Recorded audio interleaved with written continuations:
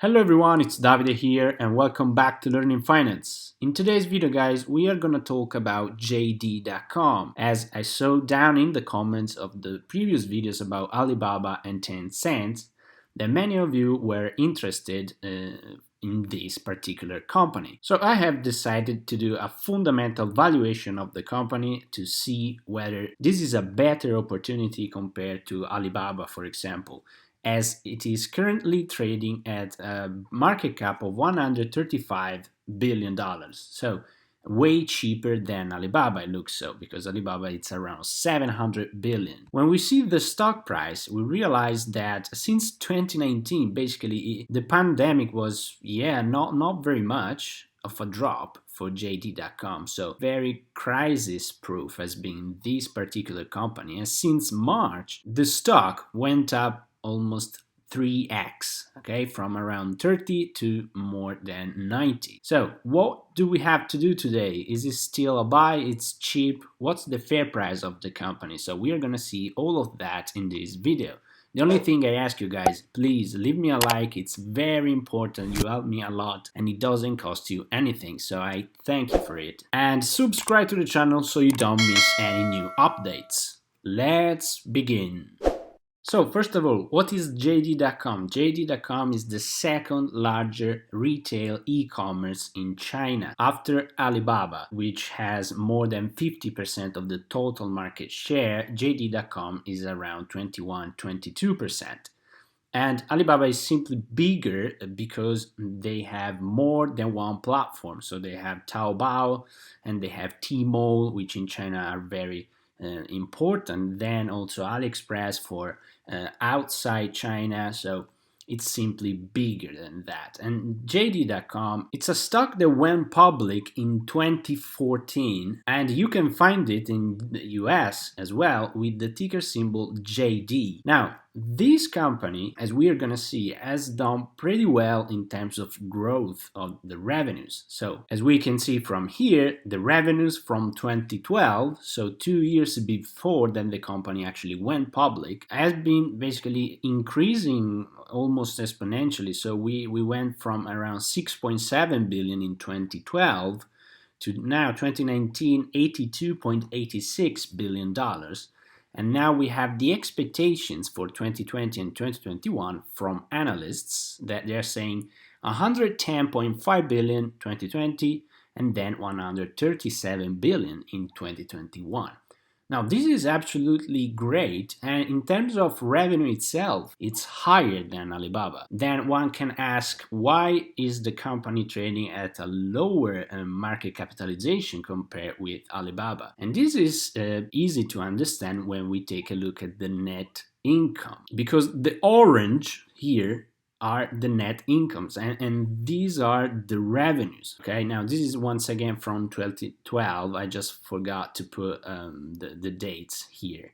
However, we can see that as revenue increased like crazy, we have that the net income has been negative, and here basically a break even in 2017, then once again negative in 2018, and finally in 2019 it turned out to be positive, but very, very small compared with the huge revenue that we have over there. So why is that, and why Alibaba has that huge net income and then JD.com makes more money overall than Alibaba, but when it comes to net income it's very, very poor? To understand that, we have to take a look at this.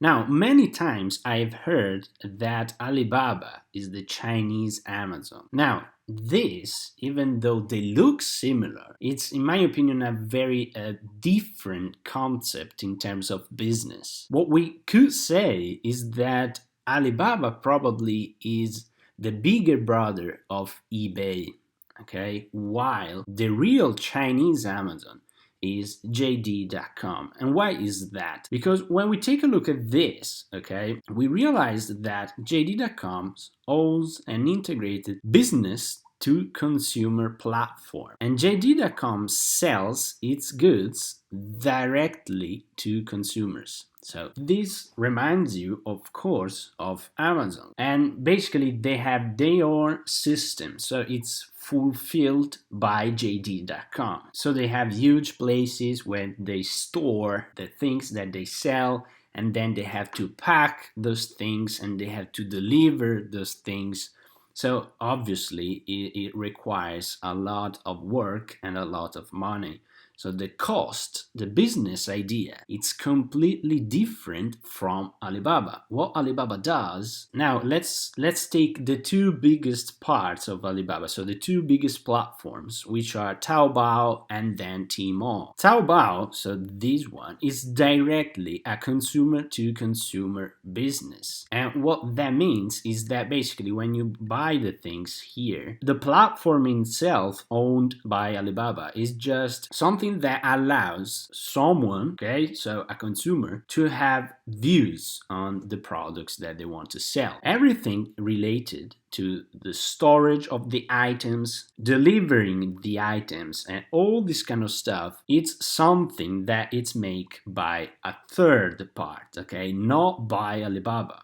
And the same thing is with Tmall. This time is more of a business to consumer, but this business is not Alibaba, but third part businesses. So smaller businesses that they sell their stuff on Tmall, and then when someone buys from them, they will have the responsibility to deliver the things and actually pack the things, all this kind of stuff. So it's not fulfilled by Alibaba. Now, what JD.com is similar to Amazon. This is why it's very, very different. So we cannot compare Alibaba with JD.com. And this is why, in my opinion, but it's not just my opinion, the real Chinese Amazon is JD.com. Now, this is easy to understand when we take a look at the margin. So the business is completely different. Now, here we have a JD.com's margin, net margin. And we realize that since they went public in 2014, their margin has always been the net margin, negative, negative, negative. Now they are coming to break even around 2018, and since 2019, it looks like that they are able to be profitable. Okay, so net margin. Look how basically very low are those margins, okay? And very, very different from Alibaba's margins, which overall they have been here around 2015, they have been incredible, but then always between 25% and 30%, okay? So a very different business in terms of efficiency. So this is why Alibaba is actually $700 billion company with less revenue than JD.com. JD.com can be compared with Amazon net margins. And we see that as JD.com, they are always been very low, because and went negative as well in between 2012 and 2015 because of the fulfillment process. Is something that requires a lot of money, something that costs a lot at the end of the year. So now that we understand that, let's take a look at quarterly revenue. Now, those are already actual data. So the Q3 we just had $25.65 billion in revenue, and then the estimates for Q4 are 33.3 billion, which is very great in terms of a single quarter. When we take a look at the balance sheet, we realize that now here we have 2019, the net margin, as you can see here, just 2.11%, okay? So out of 82.86 billion in revenue, they just made 1.75 billion in net income. So this is everything that I just told you, and this is why the net margins are very low. When we take a look at the last balance sheet, so this is from Q3, we realize that the current ratio of JD.com is 1.2, which is great, I would say. It could be better considering that the company can very easily just make zero money net margin in 1 year, okay, or go negative sometimes, as we just saw in the past. So this higher it is, better it is. Anyway, 1.2 is very acceptable, considering also that when we take a look at the total ratio, so total assets divided by total liabilities, is 1.73, which is okay, I would say. The debt to equity ratio, 12.36%, however, once again, and this is typical of Chinese companies, I like that. They have very strong balance sheets, okay? When we take a look at the net debt, so considering the cash and cash equivalents, it's 0% for JD.com, as well as Alibaba, as well as Tencent. So I really like these kind of things in China. Market cap, 139.6 billion. That gives us a book to value of 6. Now, when it comes to the valuation, the main question here was how do I value this company? Because usually for big companies, I like to do a discounted free cash flows, with, in my opinion, is a very great way to value a company. However, this time I didn't have much of a history because, as I just showed you before, basically JD.com has just become profitable, and I don't have a great idea on basically what to expect from cash flows. So I cannot say, okay, the last 6 years they have done that, so I can presume they will continue to do that or improve that. In this time, as I showed you, that JD.com, in my opinion, can be compared with Amazon, so can be probably the most similar thing in China to Amazon. They also have a small part of the business where they have a cloud, okay? Now, obviously, considering with the competitors, they are not strong on the cloud business. But just to make you understand, it's very similar in terms of the business itself, so with the fulfillment things, and then also a little bit of cloud. So it's probably a small Chinese Amazon. So that's why I'm doing this valuation. We can see that the price to sell ratios over the last 6 years. Okay, so the price to sell ratio for Amazon, the average has been 3.02. The JD.com price to sell ratio average has been, since 2015, 1.08. So it's 3 times less. Okay, now I don't want to say that this will become equal to this. Okay, what I have done is, just to have an idea, I took a range from 0.7 to 2. Okay, so considering that the average is 1.8, the lows has been around 0.5, so I took 0.7 to around 2, and this is in 2024. Okay, but before to go there, I took the revenue. So the historical revenues, the average here is around 40% every single year, which is very, very high. I cannot pretend that they will continue to do that, but I'm very positive that JD.com's revenue will continue to grow without any sort of problem in China, because I'm very bullish about overall about China in the next 10 years. So here are just the expectations from analysts, and then I took 4 different scenarios, okay? So 18% to 30% per year growth rate for the revenues for 2022 to 2024.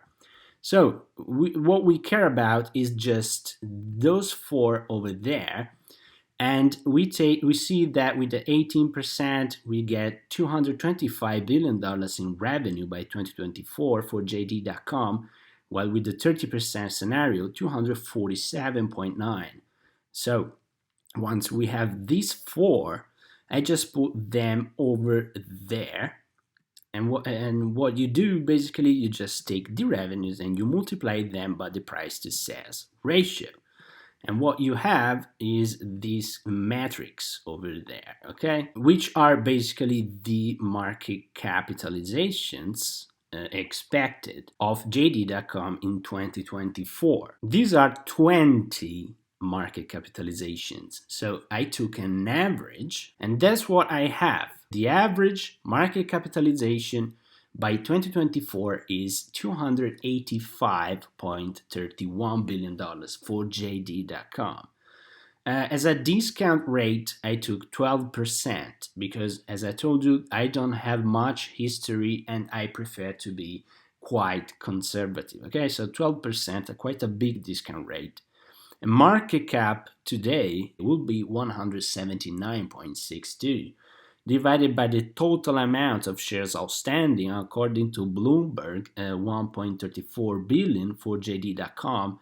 That will give us a fair price today of $134 per share. I want to be more safe, so I took a 35% margin of safety. Then the price will be around $87.13 per share. Okay, now when we take a look at what is the price today, is actually 87.38. So we see that it's very near to the price I just showed you with this valuation. Now, obviously here, I have been, in my opinion, quite conservative because obviously I don't want to say that they are equal, okay? Amazon is something way more mature. But remember, this is the average. Right now, Amazon is trading at a price to sales ratio of around 4.5. Okay, so the fact that for JD.com, the highest price to sales ratio by 2024, I consider it 2, which at the moment is trading at around 1.4. So, in my opinion, I have been quite conservative. And basically, today's price is considering a 35% margin of safety. This company, in my opinion, has great growth prospects in terms of revenue. What it is all about JD.com, in my opinion, is whether they will be able to continue to increase the net margins. Now, considering the business itself of the company, I am not expecting to see net margins skyrocketed, okay? But, for example, Amazon is now able to have around 5% net margins with the cloud business and stuff. So even though JD.com, instead of just 2, as we saw here, probably if they are able to reach around a 4% net margin, well, that will push the stock price even higher, in my opinion. So don't expect incredible net margins, but in the stock today, if you are bullish on China, can be interesting. Okay, $133 billion market cap today. If China really grows, as I think, in the next 10 years, the JD.com can do from 3 to 5x in the next 10 years, in my opinion, if they continue to do well, because they have just become profitable. Now, what makes me quite positive about this company even more is that they are backed up by Tencent, which, as you know, is one of the most important company in China, and they allowed JD.com to use their social platforms to actually push the sales of the products. Okay, this is very important, and interesting enough, also Walmart from US is invested in JD.com. So they have behind their shoulders very great players. Tencent in China is a huge players and very important. So this makes me even more positive about JD.com. Overall, I remain pretty bullish on Alibaba, super bullish on Alibaba, but this one, if you want an alternative, I think that it's probably worth the money. So this is the video, guys. I hope you find the video interesting and leave me a like, please. I thank you very much for it, and leave me a comment below. Tell me, what do you think about JD.com? Do you have it? Are you planning to buy some, or you don't like it? Just write me down in the comment and let me know about that. And subscribe to the channel. And as always, guys, have a wonderful day.